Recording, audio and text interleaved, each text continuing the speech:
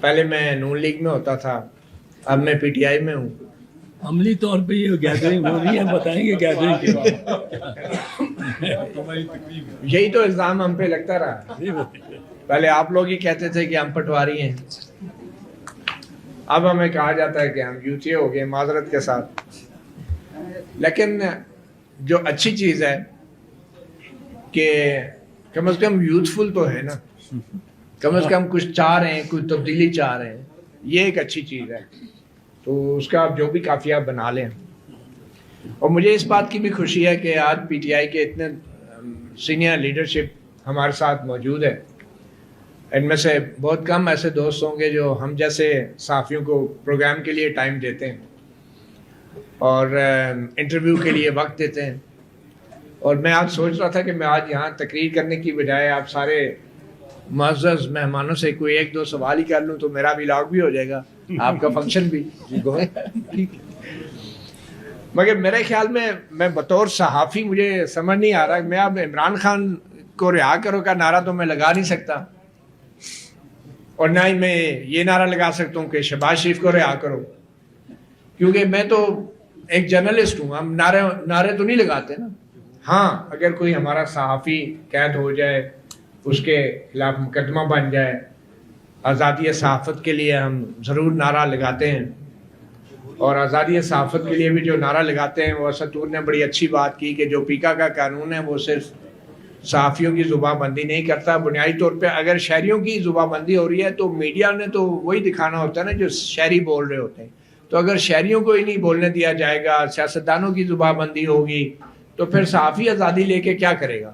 صحافی مائک پکڑ کے کدھر جائے گا، کس سے بات کرے گا اور کیا چلائے گا ٹی وی پہ؟ اگر شہری نہیں بولیں گے خوف کے مارے، سیاستدان تقریریں نہیں کریں گے، قانون دان جو ہیں وہ وکالت نہیں کریں گے، جج آزادانہ فیصلے نہیں دیں گے، قانون ساز اسمبلی کے جو اراکین ہیں وہ آزادانہ طور پہ آئین سازی قانون سازی نہیں کریں گے، تو ہم اپنا مائک لے کے کیا ہوا میں چلائیں گے؟ مائک کو ہم ہوا میں تلوار بازی کریں گے؟ تو بنیادی طور پہ جو آزادی صحافت ہے یا آزادی اظہار رائے ہے، یہ وہ کامن گراؤنڈ ہے جو سب سے طاقتور گراؤنڈ ہے کسی بھی سوسائٹی کو متحرک کرنے کا یا تحریک چلانے کے لیے.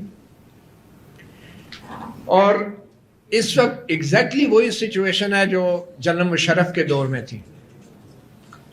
فرق صرف اتنا ہے کہ اب کی بار جو وکلا کی بڑی تنظیمیں ہیں، supreme court bar, Pakistan bar council, وہ مکمل طور پہ قابو میں آ چکی ہے. سپریم کورٹ بار اور ڈی ایچ اے کا کل ایک معاہدہ ہونے جا رہا ہے، اور اسدور نے بالکل یہ صحیح بات کی کہ اب جس سپریم کورٹ بار کے اندر جمہوریت کی بحالی کی باتیں ہوتی تھی، چیف جسٹس کی بحالی کی باتیں ہوتی تھی، اب اس سپریم کورٹ بار کے اندر یہ بات ہو رہی ہے. بلکہ میں خود اپنا ایک ذاتی مشاہدہ بتاؤں، میں آئے روز سپریم کورٹ میں جب صبح صبح آتے ہیں تو وہ ایک سپریم کورٹ کے ایک جو بار ایسوسی ایشن کے جو انتظامی سائٹ کے انچارج ہیں، وہ راجہ صاحب بڑے اچھے ہمارے دوست ہیں، تو وہ ادھر کھڑے ہوتے ہیں. تو جو وکیل آتا ہے سیڑھیاں چڑھ کے اوپر تو راجہ صاحب کو دیکھ کہتا ہے، راج صاحب پلاٹاں دا کی کر رہے ہو؟ تو میں نے ایک دن راجہ صاحب سے مذاق کیا، میں نے کہا راج صاحب تسی تے ہن ایڈمنسٹریٹر نہیں ہوتے، تسی کرنل ہو گئے ہو، کیونکہ تہاڈا ڈی ایچ اے دے نال معاہدہ ہو گیا. تو یہ صورتحال ہے کہ سپریم کورٹ بار کے وکلا جنہوں نے مشرف جیسے ڈکٹیٹر کو بھگایا، اور جس میں بیرسٹر اعتزاز احسن صاحب جو تھے، سرخیل تھے اس وکلا تحریک کے، آج سپریم کورٹ بار کے وکلا 26ویں آئینی ترمیم کے بعد جو کچھ عدلیہ کے ساتھ ہوا ہے اور جو کچھ جس طرح کا جوڈیشل کمیشن بنا ہے، وہ آج وکلا کہیں بھی نظر نہیں آ رہے. اب آپ یہ دیکھ لیں کہ یہ بھی ایک وکلا کا کنونشن ہے. میں نے تو مذاق کیا تھا کہ یہاں پہ صرف عمران خان کی رہائی کے نعرے لگ رہے ہیں، مگر یہاں پہ بھی ہمیں زیادہ تعداد جو ہے وہ شاید پی ٹی آئی کے لائرز کی ہی نظر آ رہی ہیں. ہونا تو یہ چاہیے تھا کہ سپریم کورٹ بار کے لوگوں کو بھی یہاں پہ ہونا چاہیے تھا، بار کونسل کے اپنی بات بے شک اپنی اپنی کرتے ہیں، لیکن اکٹھے تو ہونا چاہیے تھا.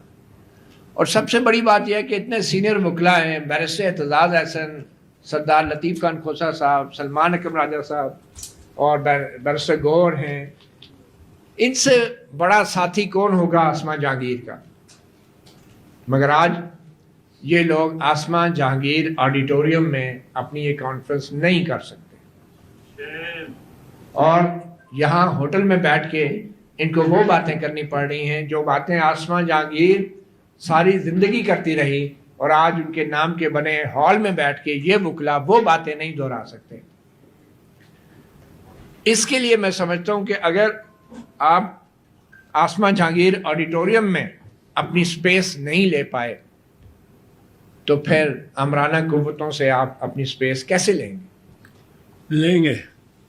دوسری بات یہ کہ سپریم کورٹ بار کے اندر کوئی ایز اے کورٹ رپورٹر جو میں دیکھ رہا ہوں، سپریم کورٹ بار کے اندر کسی قسم کی ایسی کوئی تحریک ہی نہیں ہے، کوئی گفتگو ہی نہیں ہے، کوئی ڈسکشن ہی نہیں ہے کہ بھئی 26ویں یعنی ترمیم کے بعد عدلیہ کے ساتھ کیا ہو رہا ہے، یا جو 5 ججز سپریم کورٹ میں چل کر آئے ہیں